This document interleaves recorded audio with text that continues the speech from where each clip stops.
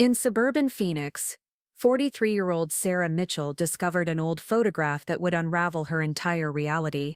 What began as spring cleaning became a journey into her past when she noticed something impossible in the background. Before we continue, drop a comment if you've ever experienced déjà vu. Hi, I'm Cassie, and yes, my own family made me sleep in the basement during Easter weekend while my sister's friends got the guest rooms. They treated me like hired help, made jokes about my budget lifestyle, and acted like I was lucky just to be invited to their fancy dinner. What they didn't know was that I'd been quietly buying up their debt for months, and I literally owned the roof over their heads. Stick around, because what happened when I finally told them didn't just change Easter dinner, it changed everything they thought they knew about power. Before we jump back in, tell us where you're tuning from, and if this story touches you, make sure you're subscribed, because tomorrow I've saved something extra special for you. The phone call came on a Tuesday afternoon while I was reorganizing client files at Henderson Associates. Vanessa's voice cut through my concentration like a knife through butter, all sugar-sweet venom and practiced superiority. "Cassie, darling, I hope you can make it for Easter this year. Derek and I are hosting at Mom and Dad's place, and we're having some very important people over. Investment bankers from Derek's firm, you know." She paused, and I could practically hear her examining her manicured nails through the phone. "We've got the guest rooms reserved for actual guests, but the basement is all cleaned up. You won't mind, will you? It's really quite cozy down there." I sat there listening, my pen hovering over Mrs. Peterson's tax documents, feeling that familiar knot form in my stomach. The basement. The same basement where they'd stuck me during high school graduation when Dad's business partners came to dinner. The same basement where I'd spent Christmas morning 2 years ago, while Vanessa's college roommates got my childhood bedroom. "Of course," I heard myself saying, my voice steady despite the heat building in my chest. "The basement sounds perfect." "Oh, wonderful." And Cassie, her tone shifted, becoming even more condescending. "Maybe try to dress up a little this time. Derek's colleagues are quite sophisticated, and well, you know how you can be." The line went dead before I could I set the phone down carefully, my hands trembling just enough to make me angry at myself for letting her get to me. Again, that evening, I sat in my Hartford apartment, looking around at the space I'd worked 3 jobs to afford. It wasn't much, a 1-bedroom, with thin walls and a radiator that clanked like a ghost in chains, but it was mine. Every piece of furniture, every bill, every grocery receipt came from my own pocket. Unlike Vanessa, who'd moved back into our childhood home after her wedding and treated Mom and Dad like live-in housekeepers, I walked to my desk and pulled out the manila folder I kept in the bottom drawer. Inside were documents that would have made Vanessa's perfectly applied makeup run down her face like watercolors in rain. Bank statements, loan transfer papers, legal documents with my signature on them. For the past 8 months, I'd been systematically purchasing the family's debt from various creditors, the construction company's equipment loans, the second mortgage Dad took out to pay for Vanessa's wedding, even the credit card debt from Mom's medical bills last year. It had started almost by accident.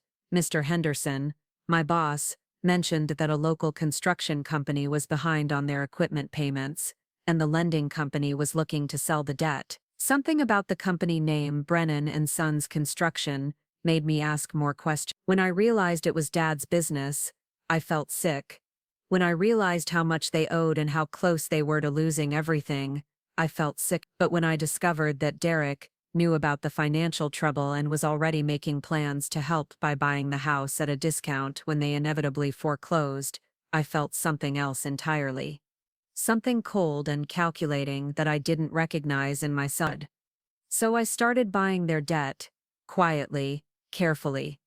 Using my savings, my inheritance from Grandma Rose, even a personal loan against my own modest 401k. The creditors were happy to sell to someone offering cash up front rather than chasing payments they might never see. Each transaction was legal, documented, and completely unknown to my family. As of last Tuesday, I owned approximately $180,000 of the Brennan family's debt. including the mortgage on the house where I'd be sleeping in the basement this weekend. The drive to Millbrook took longer than usual, rain turning the highways slick and forcing me to focus on something other than the churning in my stomach. I'd packed carefully, 2 changes of clothes, my laptop and a small duffel bag containing printed copies of every debt instrument I now own. Not because I planned to use them, but because carrying them felt like armor.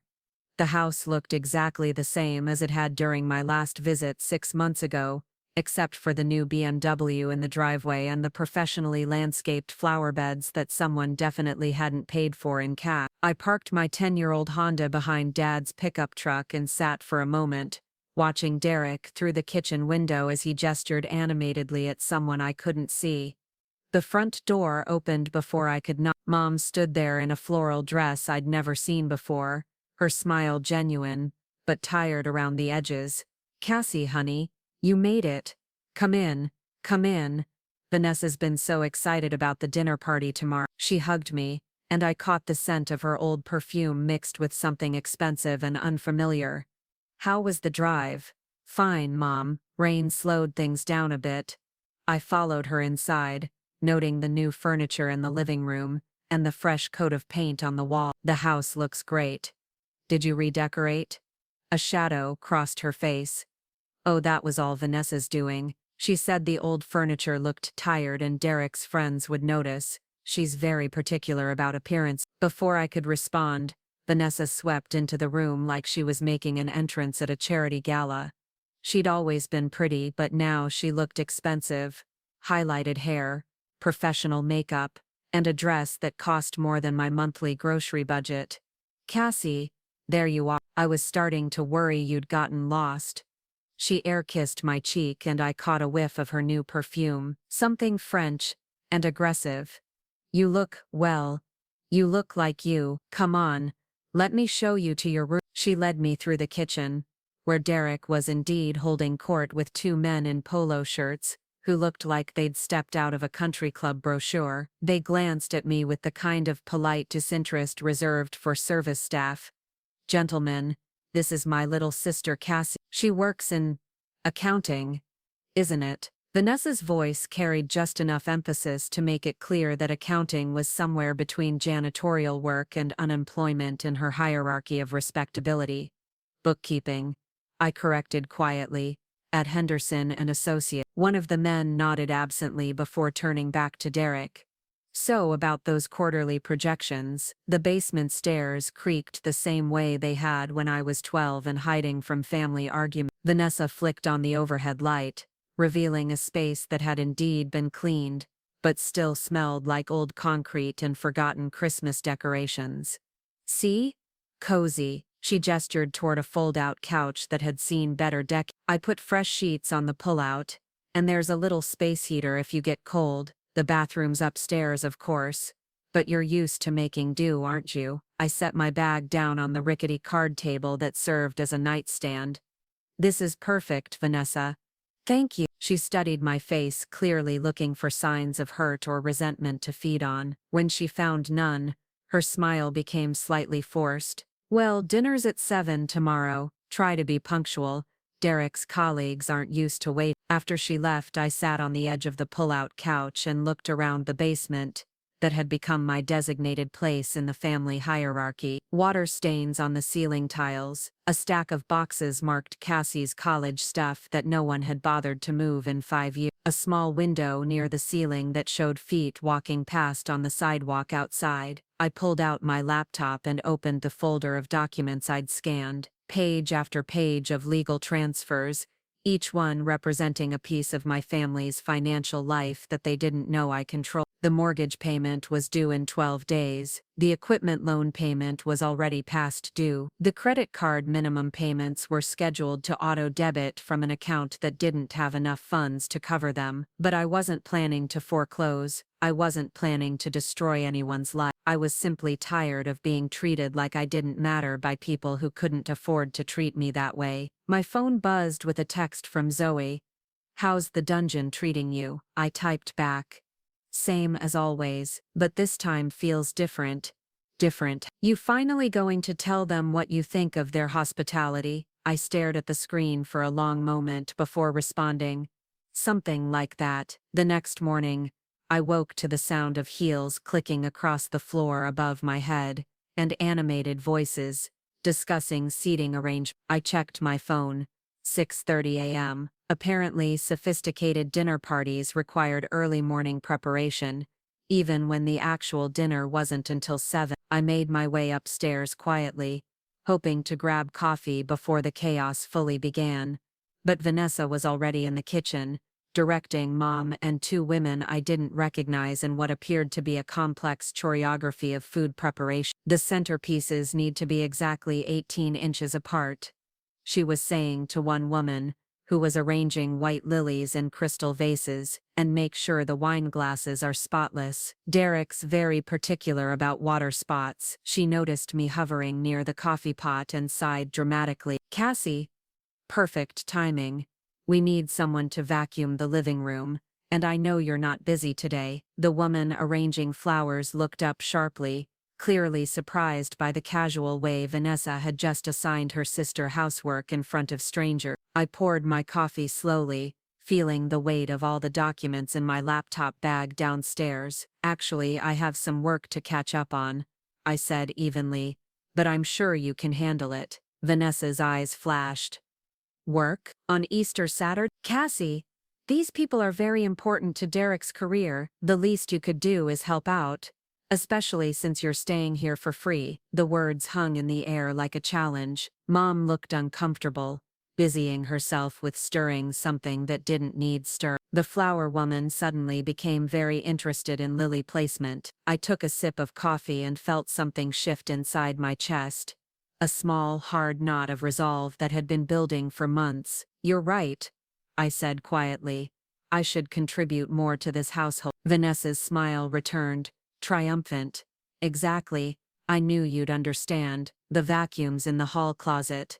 But first, I continued, setting my mug down carefully, we should probably discuss the mortgage payment that's due next week. The kitchen went silent except for the bubbling of whatever Mom was cooking. Vanessa blinked slowly, like she was processing a language she didn't quite understand. What are you talking about? I reached into my bag and pulled out a single sheet of paper, a copy of the mortgage transfer document. I'm talking about the $2,847 payment that's due on the 15th, and the late fees that will start accumulating if it's not received by the 20th. Derek appeared in the doorway, drawn by the sudden silence. What's going on? Vanessa snatched the paper from my hand, her eyes scanning the legal language with growing confusion. I don't understand. This says the mortgage holder. She looked up at me, her face pale beneath her carefully applied foundation. This is some kind of mistake. No mistake, I said softly. I bought the mortgage 3 months ago, along with the equipment loans for Dad's business and most of your credit card debt. I pulled out another sheet of paper. I own approximately $180,000 of this family's financial obligations. The flower woman cleared her throat awkwardly. I should probably give you some privacy. No, please stay, Derek said quickly, his voice strained. I'm sure this is just some misunderstanding. Cassie, what exactly are you claiming here? I looked around the kitchen at Mom, who had stopped stirring and was staring at me with something between shock and concern, at Vanessa, who was still holding the mortgage document like it might spontaneously change its contents, at Derek, whose carefully cultivated confidence was starting to crack around the edges. I'm not claiming anything, I said. I'm stating fact. Your wife has been treating me like hired help for years, making me sleep in the basement while she redecorates with money this family doesn't have. Meanwhile, I've been working 3 jobs and living in a studio apartment, saving every penny I could. I paused, letting that sink in. Turns out, those pennies add up. Vanessa's voice came out as barely a whisper. You can't just buy someone's mortgage. That's not how it works. Actually, it's exactly how it works. Creditors sell debt all the time. They were happy to sell to me. Cash up front, no questions asked. I took another sip of coffee. The paperwork's all legal and properly filed. You can check with the county records office if you'd like. Derek stepped forward, his banker's training apparently kicking in. Even if this is true, and I'm not saying it is, you can't just call in the debt. There are laws, regulations. You're absolutely right, I agreed. I can't arbitrarily change the payment terms or call in the full amount, but I can choose not to be flexible about late payments. I can decline to modify terms if circumstances change, and I can decide what happens if the payments stop coming. The implications hung in the air like smoke. Mom finally set down her spoon and looked at me with an expression I'd never seen before, a mixture of respect and something that might have been fear. "Cassie," she said carefully, "what are you planning to do?" I looked around the kitchen one more time, at the expensive new appliances, the designer dishes, the fresh flowers that probably cost more than my weekly grocery budget. Then I looked at my sister,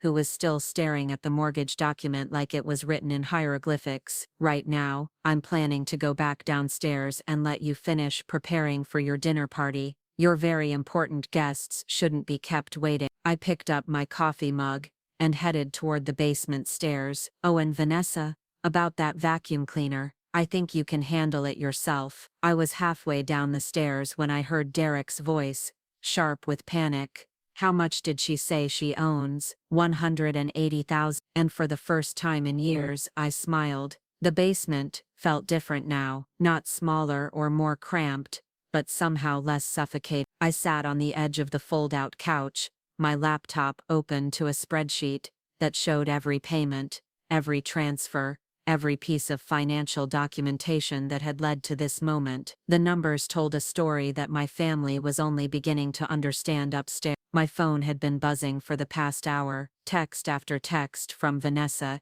each one more frantic than the last. "We need to talk. This isn't funny anymore. Derek wants to see the original documents. Mom is crying." That last one almost got to me, almost. But then I remembered Mom standing silently by while Vanessa signed me housework in front of strangers, and the almost disappeared entirely. Around noon, I heard car doors slamming in the driveway, voices I didn't recognize, accompanied by Derek's practiced laugh. The dinner party guests were arriving early, probably for pre-dinner drinks and networking. I could imagine Vanessa's panic as she tried to play the perfect hostess, while her world crumbled in the kitchen just hours before. My phone rang, Dad's number. "Cassie, honey, I think there's been some kind of mistake." His voice sounded tired, older than I remembered. "Vanessa's showing me papers that say you own our mortgage, but that can't be right, can?" I closed my eyes,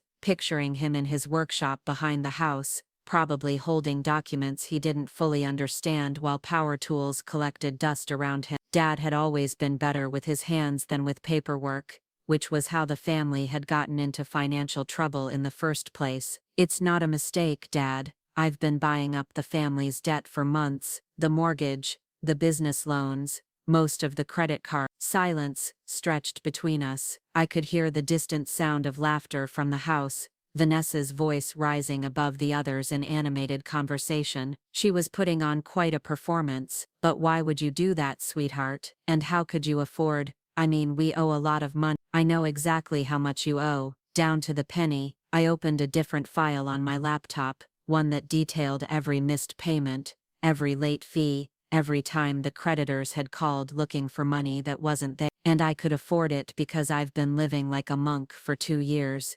saving every dollar I could while everyone else in this family spent money they didn't have. "Cassie," his voice cracked slightly, "are you going to take the house?" The question hit harder than I'd expected. This was my father, who'd taught me to ride a bike in the driveway upstairs, who'd stayed up all night helping me with science fair projects, who'd worked 60-hour weeks to keep his business afloat, even when it was clearly sinking. "I don't want to take anything from you, Dad. I never did. But I'm tired of being treated like I don't belong in my own family." "You do belong." "Do I? When's the last time anyone asked about my life, my job, whether I'm happy?" The words came out sharper than I'd intended. "When's the last time someone in this family treated me like my feelings mattered?" Another long silence. Upstairs, someone was playing music now, something classical and elegant, that probably cost more to license than I made in a week. "Your mother and I, We know Vanessa can be difficult, but she's been under a lot of stress with the wedding debt and Derek's career demands. Dad, she made me sleep in the basement so Derek's friends could have the guest rooms. She told me to vacuum before their dinner party. She talks about my budget lifestyle like I'm some kind of charity case. I stood up and paced the small space, my laptop cord trailing behind me. Meanwhile, she's redecorating your house with money you don't have and planning parties you can't afford. The redecorating, that wasn't our idea. She said it was important for Derek's image, for his work prospect. And who's paying for Derek's image? Who's covering the credit card bills for all this sophisticated living? I pulled up another document on my screen, because I have the statements right here, and they're all in your name and Mom. The music upstairs stopped abruptly, replaced by voices that sounded less cheerful than before. I wondered if Vanessa had finally told Derek's colleagues about the family's little financial revelation, or if she was still trying to pretend everything was perfectly normal. What do you want from us, Cassie? The question hung in the basement air like dust motes in sunlight. What did I want? For years I would have said I just wanted to belong, to be included, to have my existence acknowledged as more than an afterthought. But sitting in this basement, surrounded by the evidence of my family's financial irresponsibility and my own careful planning, I realized my wants had evolved. I want respect, I said finally. I want to be treated like an adult member of this family instead of the poor relation you keep around out of obligation. And I want Vanessa to understand that actions have consequences, meaning the mortgage payment is due in 11 days, the equipment loan payment was due yesterday, and the minimum credit card payments are scheduled to auto-debit from accounts that don't have sufficient funds. I scrolled through my spreadsheet, watching the numbers that represented my family's financial reality. I own this debt now, which means I get to decide how flexible to be about payment terms. Dad was quiet for so long I thought the call had dropped. Finally, you'd really let us lose everything, your childhood home. I don't want you to lose any, but I also don't want to keep enabling a lifestyle that's bankrupting the people I love, while they treat me like garbage. I sat back down on the couch, suddenly exhausted. This house could be sold to pay off the debts. You and Mom could find a nice apartment you can actually afford. Vanessa and Derek could figure out how to finance their own sophisticated lifestyle instead of using your credit. And what about the business? The business is failing, Dad. It has been for 2 years. You're borrowing money to make payroll, taking on jobs that lose money just to keep busy, and falling further behind every month. The spreadsheet didn't lie, even when the truth was painful. Maybe it's time to consider other options. Another car door slammed outside, followed by animated voices. Derek's laugh rang out, but it sounded forced now, like he was working harder to maintain his facade. I need to think about this, Dad said.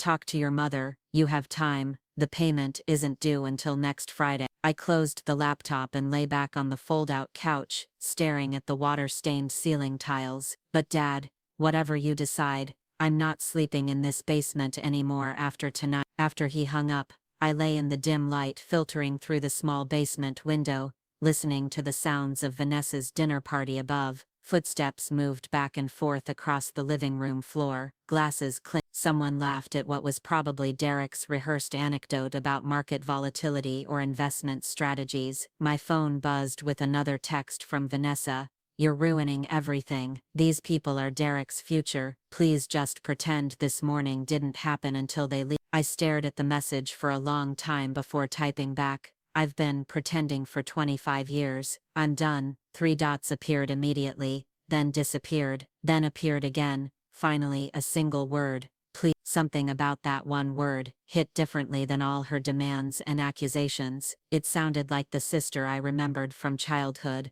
before money and status became more important than family. The sister who used to share her Halloween candy and let me borrow her favorite sweater for school pictures. But then I remembered the flower arrangement woman's shocked expression when Vanessa casually assigned me housework. I remembered Derek's colleagues looking through me like I was furniture. I remembered the pattern of small humiliations that had accumulated over years, until they felt normal. I turned my phone face down and didn't respond. Around 4 o'clock I heard heavier footsteps on the basement stair. Derek appeared, looking uncomfortably formal in his pressed khakis and button-down shirt. He'd clearly been designated as the family negotiator, probably because his banking background made him seem more equipped to handle financial discussions. Mind if He gestured toward the card table chair. It's not my house, I said, though we both knew that wasn't technically true anymore. He sat carefully like he was afraid the chair might collapse. Vanessa told me about your acquisition of the family debt. I have to say, it's quite an impressive financial maneuver. It wasn't a maneuver, it was necessity, right? He nodded like he was considering this. But you have to understand the position this puts us in. My colleagues upstairs, they're very influential in the banking community. If word gets out that my wife's family is in financial distress, then maybe you shouldn't have married into a family you couldn't afford. The words came out colder than I'd intended, but I didn't take them back. Derek's face flushed slightly, the first crack in his composed veneer. That's unfair. I've been trying to help. The redecorating, the furniture, even this dinner party, it's all about building the right connections, creating opportunities that could benefit everyone, opportunities paid for with debt you can't cover, investments, he corrected. Sometimes you have to spend money to make money. I sat up straighter, feeling that familiar knot of anger forming in my chest. Whose money, Derek? Because, from where I'm sitting, you've been investing other people's financial security to build your own career. It's more complicated than that, is it?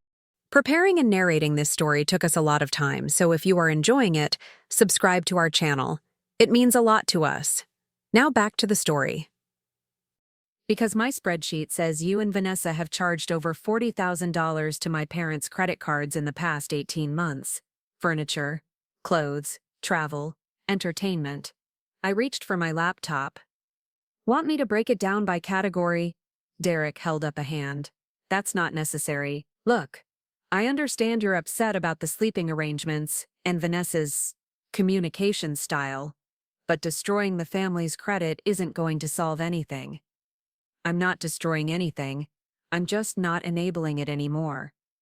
I closed the laptop and looked directly at him. You want to live sophisticatedly.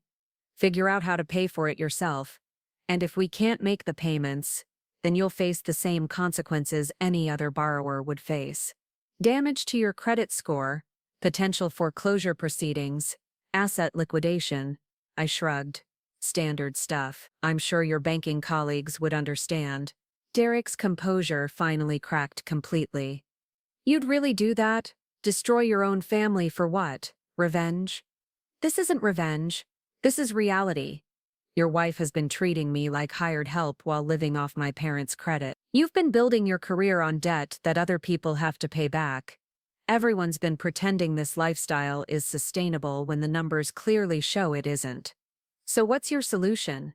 We just lose everything. My solution is that everyone starts living within their actual means, instead of their aspirational ones. I gestured around the basement. I've been doing it for years. It's not that hard once you get used to it. Derek stood up abruptly, the chair scraping against the concrete floor. This is insane. Vanessa's right. You're just trying to hurt us because you're jealous of what we've built. What you've built? The laugh that came out of me was harsh and unexpected. Derek, you've built nothing. You've borrowed and spent and charged and financed, but you haven't built anything, except a house of cards that was always going to fall down eventually. He stared at me for a moment, his face cycling through emotions I couldn't quite read. Finally, he shook his head and headed for the stair. This isn't over, he said without looking back. You're right, I called after him. It's not. The payment's still due Friday. After he left, I lay back down on the fold-out couch and listened to the dinner party continuing above. The voices seemed more subdued now, the laughter less frequent. I wondered what Derek had told his colleagues, if anything. Probably some story about family complications that would be resolved soon. My phone rang again. This time it was Zoe. How's the family reunion going? Still stuck in the basement.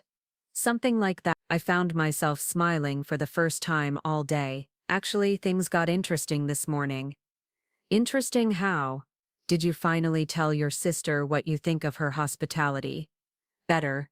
I told her I own her mortgage. Silence. Then I explained everything.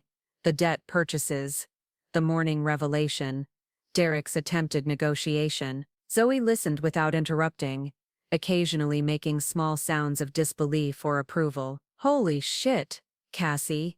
You really bought their mortgage. And the business loan. And most of the credit cards. You're like a financial ninja. How long have you been planning this? I wasn't planning it. Exactly. It just sort of evolved. Every time they made me feel small, I put more money and saved. Every time Vanessa treated me like I was poor, I bought another piece of their debt. I stared at the ceiling tiles, trying to process my own motivations. I think I was proving something to myself as much as to them. So what happens now? Are you going to foreclose? I don't know. Part of me wants to see them panic for a while, realize that their lifestyle has consequences, but another part of me just wants my family back, the family that makes you sleep in the basement. They're still my family. Cassie, honey, families don't treat each other like this. What Vanessa's been doing to you isn't normal sibling rivalry. It's emotional abuse. The words hit harder than I expected. Emotional abuse. I'd never thought of it that way. But as I considered the years of small humiliations, casual dismissals, and systematic exclusion, the label seemed uncomfortably accurate. Maybe, I said quietly. Not maybe, definitely. You deserve better than this. After we hung up, I sat in the gathering darkness of the basement, not bothering to turn on the overhead light. The dinner party above was reaching its crescendo, multiple conversations overlapping, the clink of silverware on china, someone's practiced laugh rising above the general noise. My laptop chimed with an email notification, a message from my bank, confirming that the automatic payment system was ready to process the Brennan family's debt obligations on their scheduled dates. All I had to do was approve the transactions when they came due, or not approve them. The power was intoxicating and terrifying in equal measure. For years, I'd felt helpless in my family dynamics, always reacting to other people's decisions, always accepting whatever role they assigned me. Now, suddenly, I held all the cards, but with that power came responsibility. These weren't just numbers on a spreadsheet.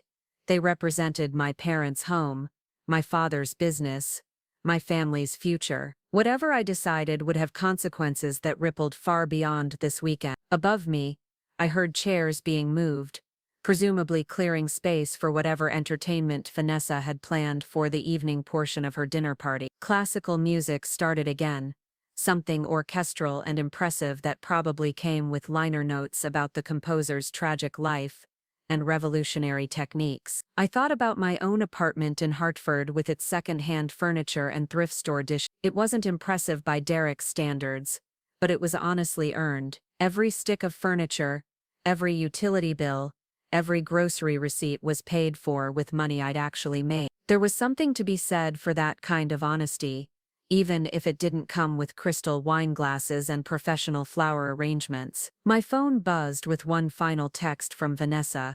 We need to talk tomorrow morning. Please. I stared at the message for a long time, then typed back, we'll talk when the payment is due. Then I turned off my phone and lay back in the darkness, listening to my family's sophisticated dinner party continue above my head while I planned their financial future from the basement they'd assigned me to. Sunday morning arrived with the sound of hushed arguments filtering through the basement ceiling. I'd been awake since 5, unable to sleep on the lumpy fold-out mattress, scrolling through news articles on my phone and trying to avoid thinking about the conversation I knew was coming. The dinner party had apparently ended around midnight, judging by the car doors and polite farewells I'd heard from my underground exile. When I finally made my way upstairs around 8, the kitchen looked like a war zone. Dirty dishes were stacked everywhere, wine glasses lined the counters, and someone had left a half-eaten appetizer platter on the stove. The expensive floral arrangements from yesterday were already wilting, their petals scattered across the marble countertop that Mom definitely hadn't picked out. Mom stood at the sink, scrubbing pans with the kind of mechanical intensity that suggested she'd been at it for a while. Dark circles shadowed her eyes and her hair was pulled back in the messy ponytail she only wore when she was overwhelmed. Morning, Mom. I poured myself coffee from the pot that was probably her third of the day. She looked up, offering a weak smile that didn't reach her eyes. "Oh, honey, I didn't hear you come up. Did you sleep okay down there?" It was such a typical mom question, focusing on my comfort while ignoring the fundamental wrongness of the situation. I almost said fine automatically, the way I'd been trained to minimize problems my whole life. Instead, I found myself saying, "No, actually, I didn't sleep well at all." Her hand stilled in the soapy water. "The mattress is uncomfortable, isn't it? I told Vanessa we should have put you in the sewing room, but she said, 'Mom, this isn't about the mattress.'" She turned to face me fully, dish towel clutched in her hands like a shield. For a moment, we just looked at each other across the kitchen that had been the heart of our family life for so many years. The same kitchen where she'd helped me with homework at the table, where Dad had taught me to scramble eggs on Sunday mornings, where Vanessa and I had argued over cereal choices and TV channels back when our biggest conflict was whether to watch cartoons or music video. "I know," she said quietly. "Your father told me about the papers you showed him, the mortgage and everything. Did he explain what it means?" Mom nodded slowly, sinking into one of the kitchen chairs. "He tried. I don't understand all the financial details, but I understand that you bought our debts. All of them. Most of them," I corrected, sitting across from her. "About $180,000 worth." The number hung between us like a physical thing. Mom had always left the finances to Dad, but she wasn't stupid. She knew what their monthly expenses looked like, what Dad's business brought in, how much the credit card bills had been growing. "How did you get that kind of money?" she asked. "I know you work hard, but I've been saving for 3 years, living in a studio apartment, buying generic groceries, wearing the same clothes until they fell apart. I took a loan against my retirement fund. I even sold Grandma Rose's wedding ring." Mom's face went pale. "You sold Grandma's, but that was supposed to be for my wedding someday." "I know, but it turns out I needed the money more than I needed a piece of jewelry for a wedding that's probably never going to happen anyway." The bitterness in my voice surprised both of us. Mom reached across the table and touched my hand, her fingers still damp from dishwater. "Cassie, honey, why didn't you tell us you were struggling? We could have what? Lent me money you don't have? Put me deeper in debt to creditors who were already calling about missed payment." I pulled my hand away gently. "Mom, I wasn't struggling, I was surviving. There's a difference, but why buy our debts? I still don't understand that part." How could I explain it without sounding vindictive? How could I make her understand that watching your family spend money they didn't have while treating you like a burden eventually became unbearable? Because I was tired of being treated like I was poor when I was actually the only one in this family living within my means. Because Vanessa talks about my budget lifestyle like it's something shameful while she racks up credit card debt in your name. Because Derek acts like I'm some kind of embarrassment while building his career on money this family can't afford to spend. Mom was quiet for a long moment, her eyes focused on the coffee mug between her hands. "She doesn't mean to be hurtful. Vanessa's always been particular about appearances. This goes beyond being particular, Mom. She made me sleep in the basement so Derek's friends could have guest room. She assigned me housework in front of strangers. She treats me like hired help in my own family home. It's not your home anymore though. You moved out years ago." The words were spoken softly, without malice, but they cut deeper than any of Vanessa's calculated insults, because they were true. I had moved out. I had built a life elsewhere. I had chosen independence over family comfort, and maybe that choice came with consequences I hadn't fully considered. "You're right," I said. "It's not my home, but it's still my family. Or I thought it was." "Of course it's your family. That's never changed, hasn't it?" "When's the last time anyone in this family asked about my life, my job, whether I'm dating someone or thinking about buying a house, or planning a vacation?" The questions poured out faster than I could stop them. "When's the last time anyone treated my opinions like they mattered or my presence like it was wanted rather than tolerated?" Mom opened her mouth to respond, then closed it again. I could see her mentally scrolling through recent family gatherings, looking for evidence to contradict my accusations. The silence stretched long enough to become its own answer. "We do care about your life," she said finally. "Maybe we don't always show it the right way, but showing it the right way would require acknowledging that I have a life worth caring about, which would mean admitting that sleeping in the basement and doing housework during family gatherings isn't actually normal treatment for a 28-year-old woman with a college degree and a career. The sound of footsteps on the stairs interrupted our conversation. Vanessa appeared in the doorway, looking remarkably put together for someone who'd hosted a dinner party until midnight. Her hair was perfectly styled, her makeup flawless, and she was wearing a silk robe that probably cost more than my monthly car payment. "Good morning," she said, her voice carefully neutral. "I hope the party didn't keep you awake down there." I studied her face, looking for signs of the panic I'd seen yesterday morning. She'd had time to compose herself, clearly, and was back to playing the role of gracious hostess, dealing with an unfortunate family situation. "Not at all," I replied. "How did your colleagues enjoy dinner?" "Oh, they loved it. Derek made some excellent connection. In fact, James Morrison mentioned some investment opportunities that could be very lucrative for the family business." She was testing me, I realized, dropping hints about potential income, future success, reasons why foreclosing on the family debt would be counterproductive. It was a sophisticated manipulation, the kind Derek probably used with difficult clients. "Investment opportunities," I repeated. "Using what capital?" Vanessa's smile flickered slightly. "Well, obviously that would depend on working out our current, temporary cash flow situation." "You mean the $180,000 in debt that I now own?" "Which brings us to why I wanted to talk this morning." She sat down at the table, folding her hands in front of her like she was chairing a board meeting. "I think there's been a misunderstanding about our family's financial position." Mom looked between us nervously, clearly wanting to escape, but not knowing how to excuse herself gracefully. "Really? Because my understanding is that you and Derek have been living off credit for 2 years while Dad's business slowly fails, and you've been treating your debt like someone else's problem." "That's an oversimplification." Because I have spreadsheets that break down every payment, every late fee, every cash advance. I can show you exactly where every dollar went, and when every payment was missed." Vanessa's composure cracked slightly.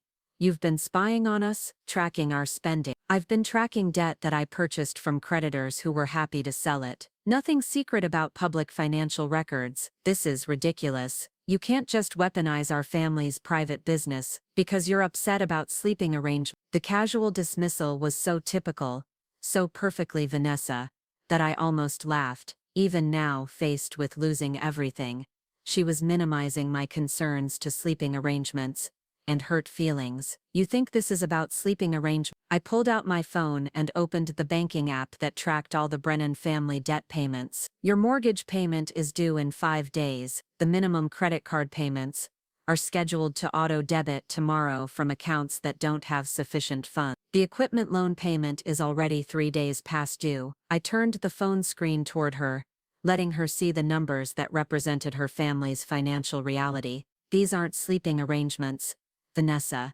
These are consequences." She stared at the screen, her face cycling through emotions too quickly to track. "You're bluffing. You wouldn't actually let us default.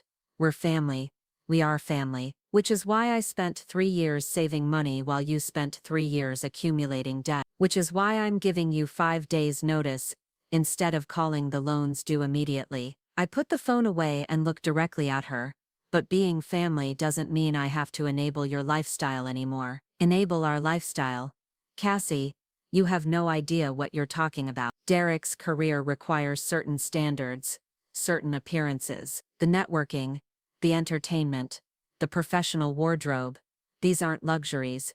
They're investments in our future, investments you can't afford. We can afford them if we're strategic about cash flow management and leveraging available credit." "You sound like Derek now, using fancy financial terms to dress up the fact that you're spending money you don't have." Vanessa stood up abruptly, her silk robe billowing dramatically. "I don't have to listen to this from someone who's never taken a risk in her entire life. You want to know why we don't ask about your little apartment and your little job? Because there's nothing to ask about. You've chosen the safest, smallest possible life, and now you're trying to punish us for dreaming bigger." The words were designed to hurt, and they succeeded. For a moment, I felt that familiar shrinking sensation, the impulse to apologize and retreat, and accept whatever role they assigned me. But then I looked around the kitchen at the dirty dishes from a party paid for with debt, at Mom's exhausted face, at the expensive appliances that would probably be repossessed if the payments kept being missed, and I felt something different.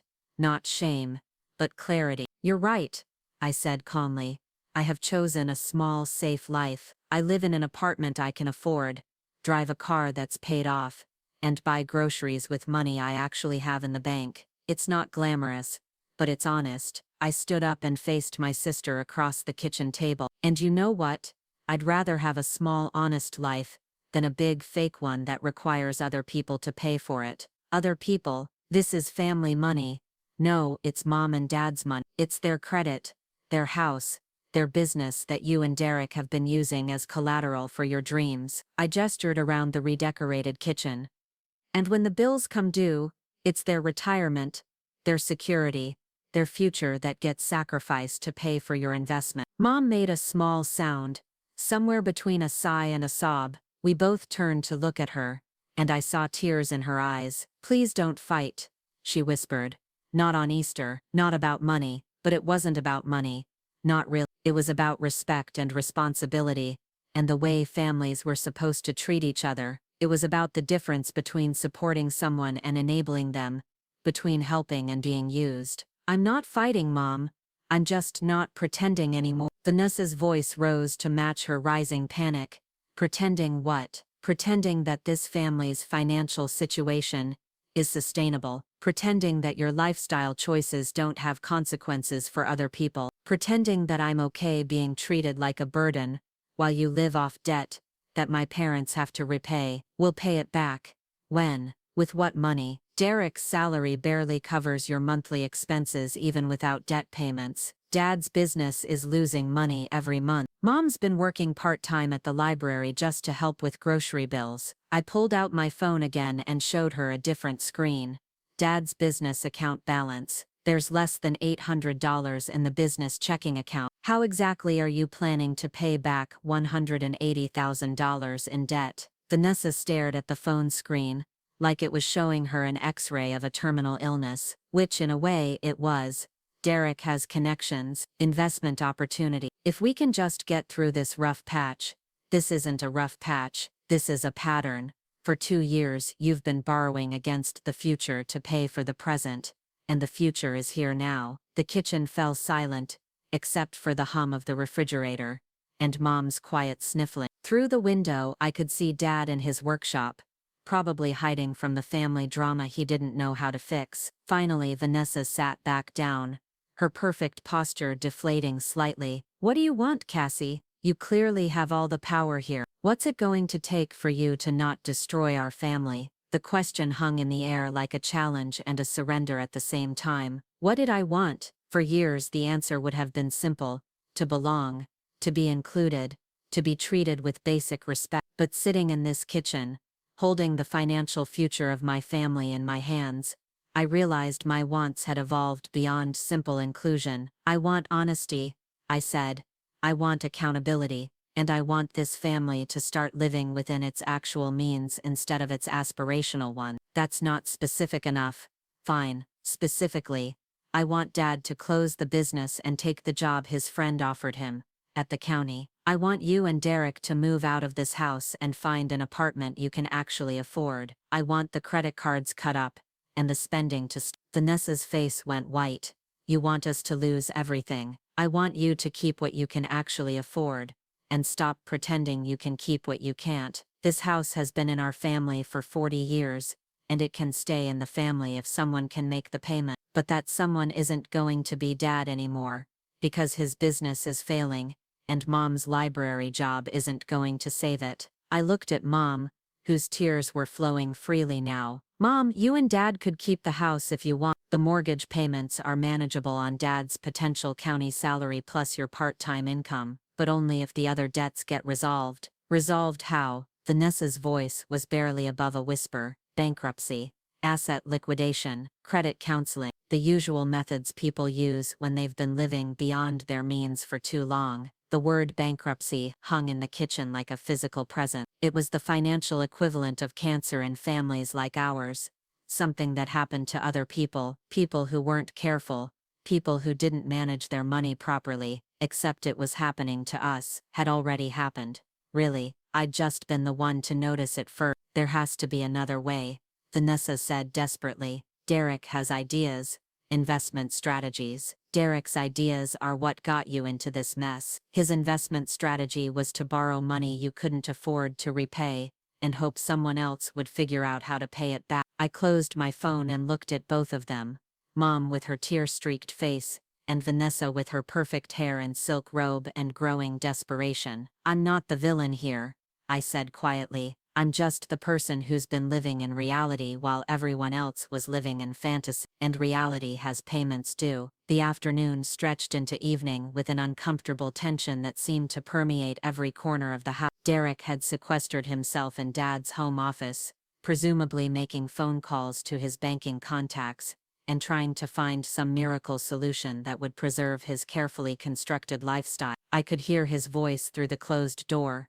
alternating between confident and pleading tones as he worked his way through what sounded like a very long list of potential saviors. Mom had retreated to the garden, ostensibly to tend to her roses, but really to avoid the financial discussions that made her visibly uncomfortable. Through the kitchen window I watched her moving slowly between the flower beds, her movements mechanical and distract. Every few minutes she'd glance toward the house like she was expecting someone to come outside and tell her the whole thing had been resolved. Dad had emerged from his workshop once, around 3 o'clock, to ask if I wanted to take a walk around the neighborhood like we used to when I was in high school. But the weight of unspoken questions hung between us, and after 15 minutes of stilted conversation about weather and local news, we'd returned to the house without addressing any of the elephants that were practically stampeding through our family room. Vanessa had spent most of the day on her laptop, furiously typing emails and making calls. I caught fragments of her conversations as I moved through the house,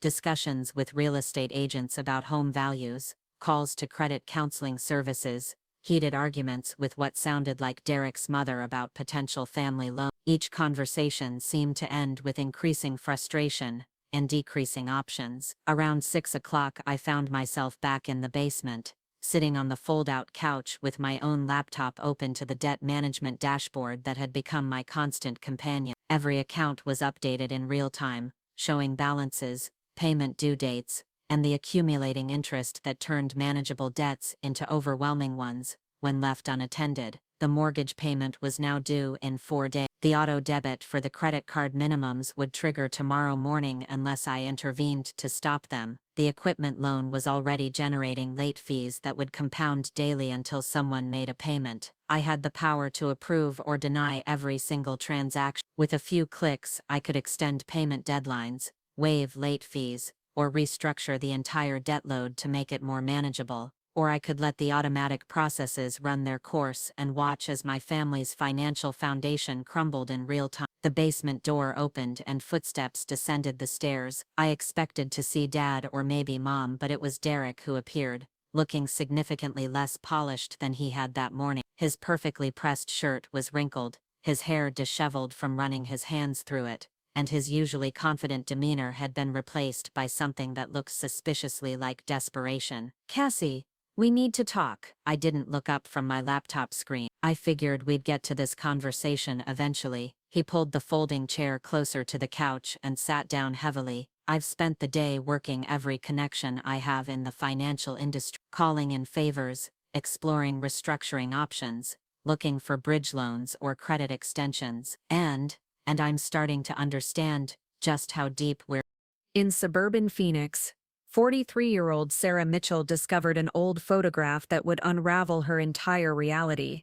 What began as spring cleaning became a journey into her past when she noticed something impossible in the background. Before we continue, drop a comment if you've ever experienced déjà vu.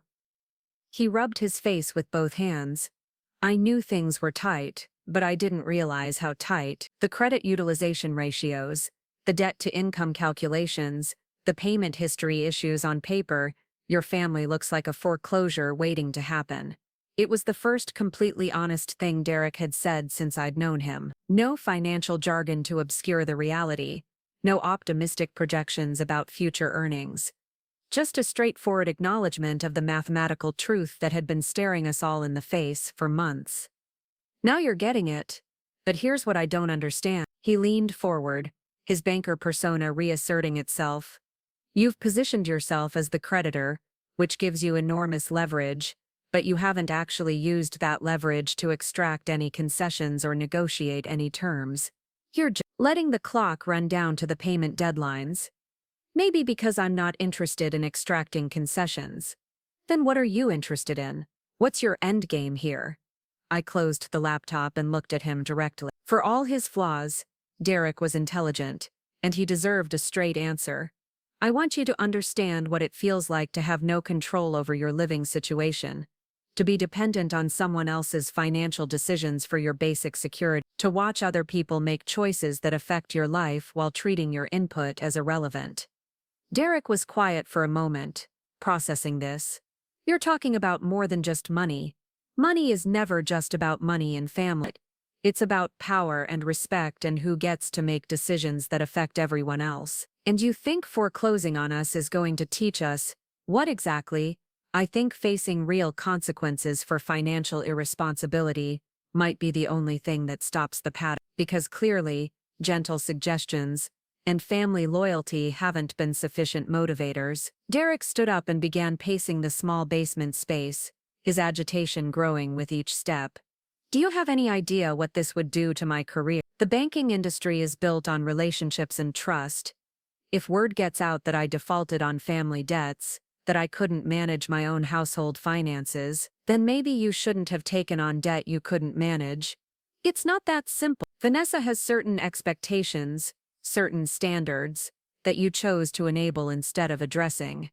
She's my wife. I want to give her the life she deserves. The life she deserves.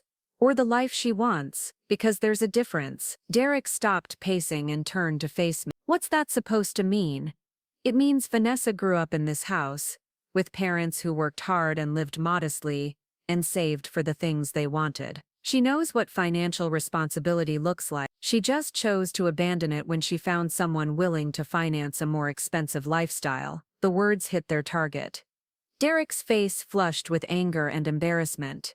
You don't know anything about our marriage or our decision. I know you've been using my parents' credit to subsidize those decisions. I know you've been building your career on a foundation of debt that other people have to repay. And I know that when the bills come due, you expect those same people to figure out how to pay them while you focus on your next investment opportunity. That's not fair. Fair, the word came out sharper than I'd intended. Derek, you've been living in my parents' house for 2 years, charging your lifestyle expenses to their credit cards, and treating me like an embarrassment at family gatherings. And you want to talk about fair? He opened his mouth to respond, then seemed to think better of it. The basement fell silent except for the sound of the furnace cycling on and the distant murmur of television from upstairs. Finally Derek sat back down, his shoulders sagging with defeat. What would it take to make this go away? I mean, to keep everything from falling apart. Everything's already fallen apart. You just haven't been willing to see it. But there has to be something. Some arrangement we could work out. I reopened my laptop and pulled up the debt summary screen. Here's what it would take.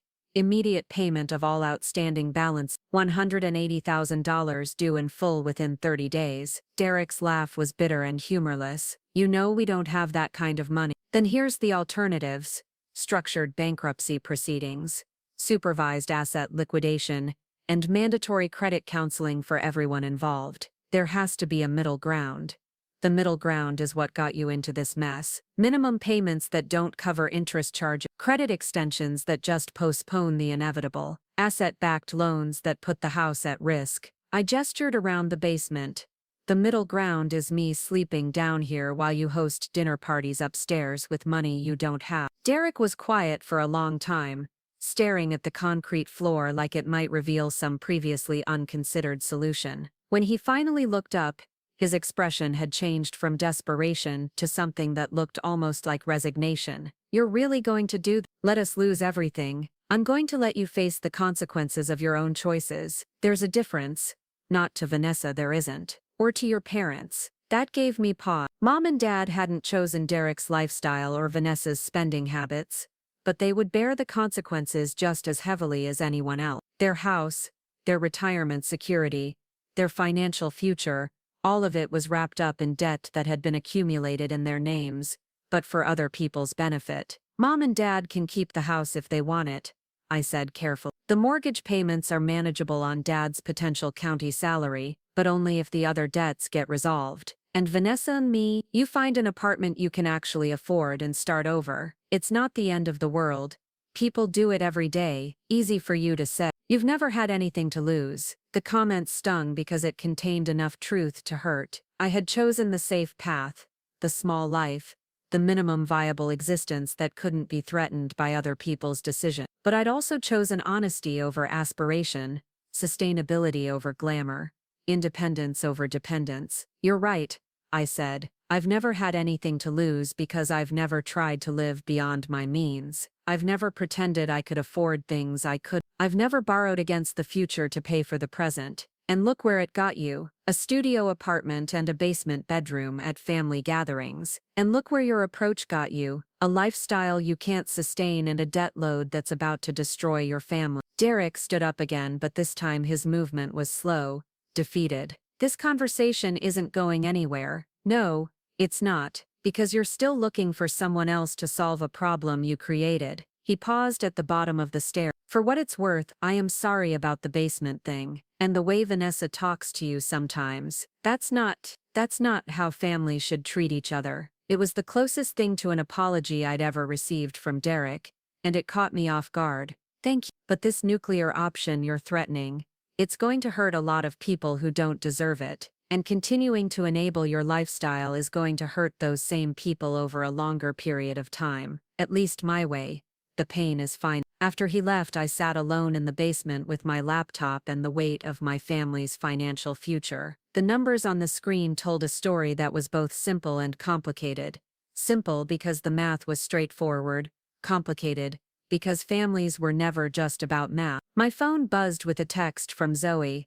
How's the revolution going? Have you overthrown the basement monarchy yet? I typed back, working on it. Turns out financial coups are more emotionally exhausting than I expected. Want me to drive up there? Moral support and all that. The offer was tempting. Zoe would understand the situation without judgment, provide perspective without taking sides, and probably bring enough snacks to sustain us through whatever confrontation was coming next. But this was something I needed to handle alone. For 28 years I'd been accepting other people's definitions of my role in the family. If I was going to change that dynamic, I had to be the one to do it. Thanks, but I need to see this through myself, understand? But if you need backup, I'm 2 hours away and I know where you hide your spare key. After we texted, I spent the evening reading through every document related to the Brennan family. Not because I needed to review the details, I had every number memorized, but because I wanted to make sure I understood the full scope of what I was about to do. The mortgage foreclosure process would take months, but it would begin with the missed payment notification that would go out on Friday if I didn't approve the automatic transfer. The credit card companies would start calling within days of missed payments, and the late fees would begin accumulating immediately. The equipment loan default would trigger a repossession clause that could shut down Dad's business within weeks. But there were also options I hadn't mentioned to Derek. Debt consolidation programs that could reduce the monthly payments, hardship modifications that could temporarily lower interest rates, even partial settlement negotiations that could reduce the overall debt load in exchange for lump sum payments. I had the power to pursue any of these alternatives. The question was whether doing so would actually solve the underlying problem or just postpone the inevitable reckoning. Around 11 o'clock I heard footsteps upstairs. The sound of my family preparing for bed while trying to process the financial reality that had suddenly become unavoidable. Mom's voice drifted down from the kitchen asking Dad if he wanted tea before bed. Vanessa's heels clicked across the hardwood floors as she moved between rooms, probably gathering documents for another round of phone calls tomorrow. The house settled into its nighttime quiet, but I remained awake, staring at the ceiling tiles and thinking about the difference between justice and revenge, between consequences and cruelty, between holding people accountable and holding grudges. By morning I would need to decide which of those concepts was driving my actions, because in less than 24 hours the first payment deadline would arrive, and my family's financial future would depend on which buttons I chose to click on my laptop screen. The basement had never felt smaller or more isolated, but for the first time in years it also didn't feel like a prison. It felt like a command center, a place where someone who had been powerless for too long was finally in a position to make decisions that mattered. Whether those decisions would heal my family or destroy it remained to be seen, but they would be my decisions, made on my terms, according to my values, rather than other people's expectations. And after 28 years of sleeping in basements and accepting whatever role I was assigned, that felt like power worth exercising. Monday morning arrived with the sharp awareness that today was decision day. The credit card auto payments were scheduled to process at 9 a.m. Eastern, and I had until then to either approve the transactions or let them fail. My laptop sat open on the card table, the cursor hovering over the payment authorization screen like a sword of Damocles. I'd been awake since 5, not from anxiety but from clarity. Somewhere during the long night, listening to the house settle around me and my family sleep fitfully above, I'd reached a conclusion that felt both inevitable and surprising. I wasn't going to destroy them, but I also wasn't going to save them. The kitchen was empty when I went upstairs for coffee, though evidence of an early morning family conference was scattered across the table, legal pads covered with Vanessa's handwriting, calculator tapes with frantic calculation, and a stack of real estate listings that suggested someone had been researching downsizing options. I was stirring cream into my mug when Mom appeared in the doorway, already dressed for work at the library. Her face looked older than it had just 2 days ago, lined with worry and sleepless nights. "How did you sleep, honey?" "Fine, Mom. You?" She attempted a smile that didn't quite reach her eyes. "Oh, lots to think about." We stood in comfortable silence for a moment, both of us avoiding the obvious topic of conversation. Finally, Mom set down her purse and looked at me directly. "Your father wants to take that job with the county, the one his friend Tom offered him." I nodded slowly. "That's probably smart. It pays less than the business makes in good months, but it's steady. Benefits, retirement, contribution, actual weekends off." She paused, wrapping her hands around her coffee mug like it was an anchor. "He's been working so hard for so long, trying to keep the company afloat. Maybe it's time to stop fighting the current." "What about Vanessa and Derek?" Mom's expression shifted, becoming more guarded. "They're looking at apartments in Derek's salary range, nothing fancy, but decent neighborhoods." Vanessa's adjusting her expectations. "That must be difficult for her. Change is always difficult, but sometimes it's necessary." Mom studied my face carefully. "What are you going to do, Cassie? About the payments, I mean." The question I'd been dreading and anticipating, in equal measure. I took a sip of coffee, buying myself a few seconds to organize thoughts that had been crystallizing all night. "I'm going to approve the mortgage payment, and give Dad 6 months to decide whether he wants to keep the house or sell it and downsize. If he takes the county job, the payments should be manageable on his new salary plus your library income." Relief flooded Mom's features. "And the other debt. The business loans and equipment debt get forgiven when Dad closes the company and takes the county job. No point in chasing debt on a business that's going to cease to exist." I paused, watching her process this information. "But the credit cards are different." "Different? Those charges were made for personal expenses, furniture, clothes, entertainment, travel. Vanessa and Derek benefited from that spending, so they need to take responsibility for paying it back." Mom nodded slowly. "How much are we talking about?" "About $40,000 across 3 cards. Manageable, if they're serious about living within their means, but not something that can be ignored or minimum payment managed into oblivion. And if they can't pay, then they face the same consequences anyone else would face for defaulting on debt: damaged credit, potential legal action, garnished wages." I shrugged.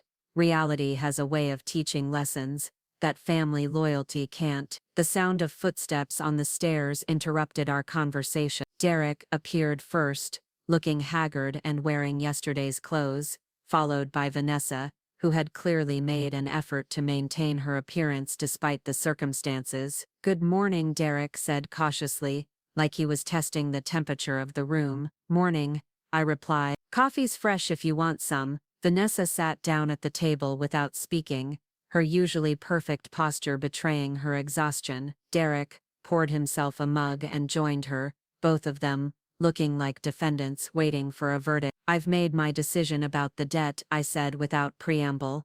"Dad, if you want to keep the house and take the county job, I'll approve the mortgage payments and transfer the debt back to you at the current balance. No penalties, no interest rate increases, just standard terms going forward." Dad appeared in the doorway as if summoned by the mention of his name, "And the business loans, forgiven completely when you close the company, clean slate." The relief on his face was immediate and profound. "Cassie, I don't know how to thank you. Don't thank me yet. There are conditions." The room went quiet. Derek set down his coffee mug with deliberate care. "Vanessa and Derek move out within 60 days and find housing they can afford on Derek's actual salary. No more charging personal expenses to your credit cards. No more borrowing against the house for lifestyle maintenance. No more using family credit to subsidize a lifestyle that isn't sustainable." Vanessa's voice was barely above a whisper.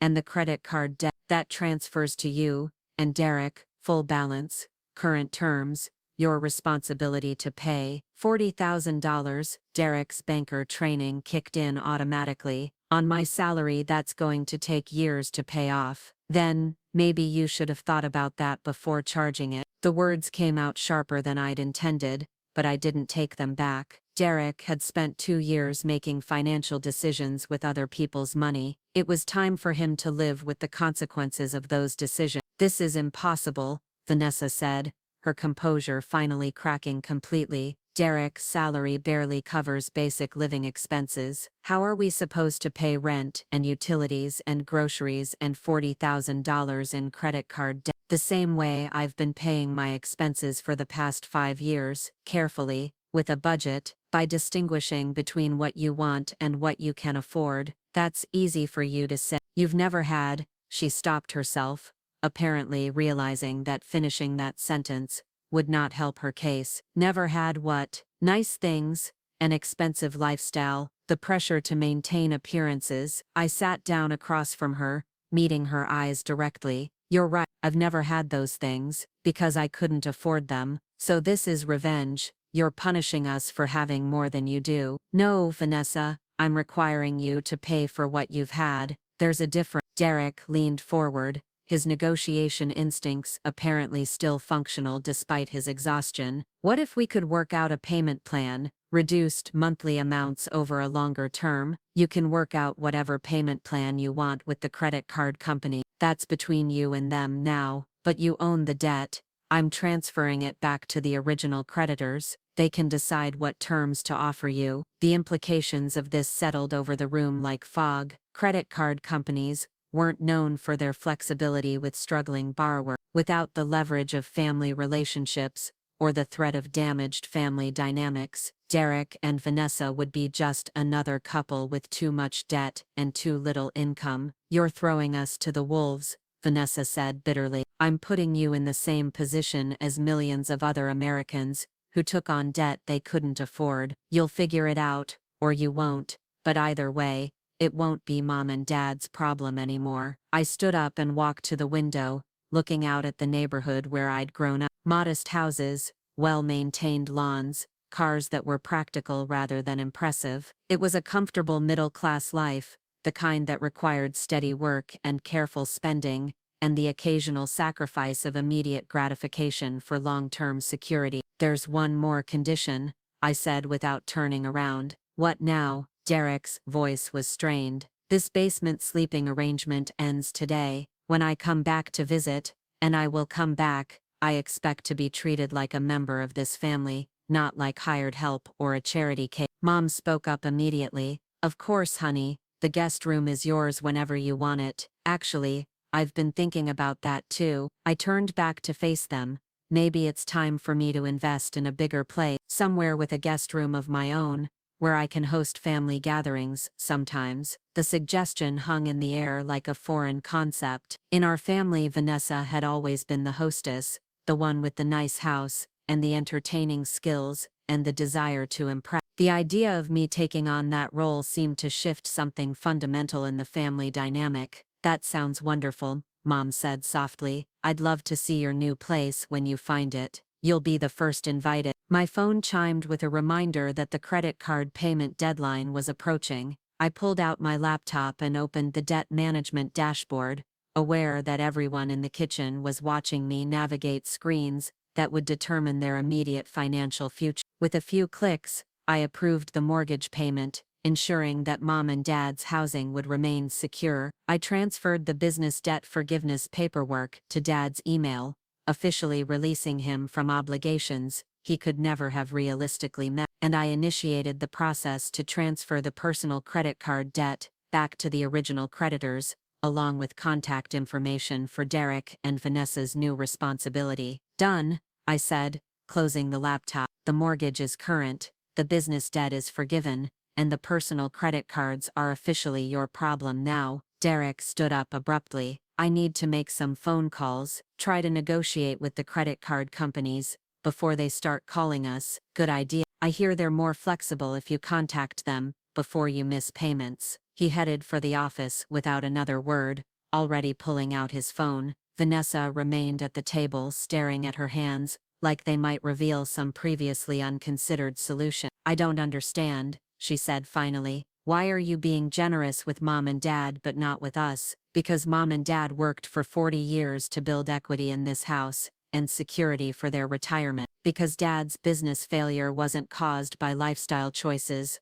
or keeping up appearances. Because they've been responsible with money their entire lives, except for the past 2 years, when they let you and Derek use their credit for expenses they couldn't afford. And what about family loyalty? What about helping each other through difficult times? Family loyalty doesn't mean enabling irresponsible behavior. Helping each other doesn't mean one generation sacrificing their retirement security so another generation can maintain a lifestyle they haven't earned. Mom stood up and began clearing the coffee mugs, her movements quick and efficient. I need to get to work. Cassie, will you be here when I get home? Actually, I'm going to head back to Hartford this afternoon. I have client meetings tomorrow, and I've accomplished what I came here to do. Will we see you soon? I looked around the kitchen one more time, at the expensive appliances that would now need to be paid for responsibly, at the fresh flowers that would need to be budgeted rather than charged, at the family that would need to learn how to live within their actual means, rather than their aspirational ones. You'll see me when I have a guest room to offer you, and when I know that I'll be treated like a valued family member rather than an obligation. Mom hugged me tightly, and I caught the familiar scent of her perfume mixed with coffee and the faint anxiety that had been following her around all weekend. I love you, sweetheart, and I'm proud of you for standing up for yourself. I love you too, Mom. After she left for work, Vanessa and I sat in the kitchen silence, both of us processing the new reality that would define our family going forward. Finally, she looked up at me with an expression I hadn't seen since we were children. I really messed this up, didn't I? You made choices. Now you get to live with them. Are you ever going to forgive me for the way I've treated you? I mean, I considered the question seriously. Forgiveness wasn't something that could be negotiated or demanded. It would either happen naturally, over time, or it wouldn't happen at all. Ask me in a year, after you've figured out how to live responsibly and treat people with respect. We'll see what our relationship looks like then. An hour later, I was loading my bag into my Honda while Dad stood in the driveway, looking simultaneously relieved and overwhelmed by the changes that would be coming to his life. Thank you, he said simply, for giving us a way forward. Thank you for raising me to understand the difference between wants and needs, even if it took me a while to enforce that lesson with the rest of the family. He laughed, the first genuine laugh I'd heard from him all weekend. Your mother and we're going to be okay. Better than okay, probably. The county job has good benefits, and without the business stress, you'll actually be able to enjoy retirement when the time comes. Exactly. He paused, looking back at the house. What about Vanessa and Derek? Do you think they'll be okay? They'll be fine. Derek's smart and motivated, and Vanessa's more resilient than she lets on. They just need to learn how to live honestly, instead of aspirationally. And you, are you okay with how this all turned out? I got into my car and rolled down the window. Dad, for the first time in years, I feel like I'm actually part of this family instead of just visiting it. So yeah, I'm okay with how it turned out. The drive back to Hartford felt different than the drive up had just 3 days earlier. The same roads, the same landmarks, but I was returning as someone who had finally learned the difference between family loyalty and family enablement, between keeping peace and accepting disrespect. My apartment looked smaller than I remembered, but it also looked honest. Every piece of furniture was something I'd chosen and paid for. Every bill was something I could afford. Every decision about how to spend money was mine to make based on my actual income rather than my credit limit. But as I unpacked my bag and settled back into my routine, I found myself thinking about guest rooms and dinner parties, and the possibility of creating a space where my family could visit me for once, where I could be the one setting the terms and offering hospitality on my own condition. Maybe Vanessa had been right about one thing. I had chosen a small, safe life, but small and safe didn't have to mean powerless. And sometimes, the person who lives modestly and saves carefully, and pays their own bills, ends up being the one who gets to make the important decisions when crisis arrives. My phone buzzed with a text from Zoe. How did the revolution end? Are you now the empress of financial responsibility? I typed back, something like that. Want to help me look at houses with guest rooms? Always. Are we talking about places where your family can visit you for once? Exactly.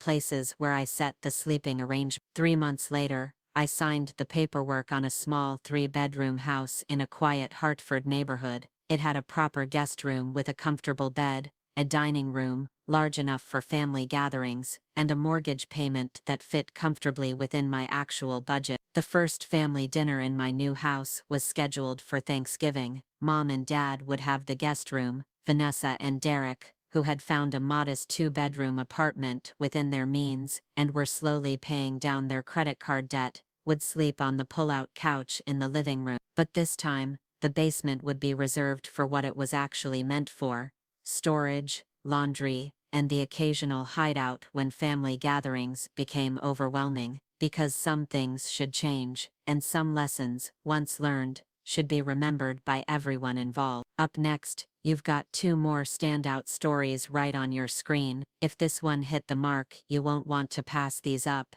Just click and check them out.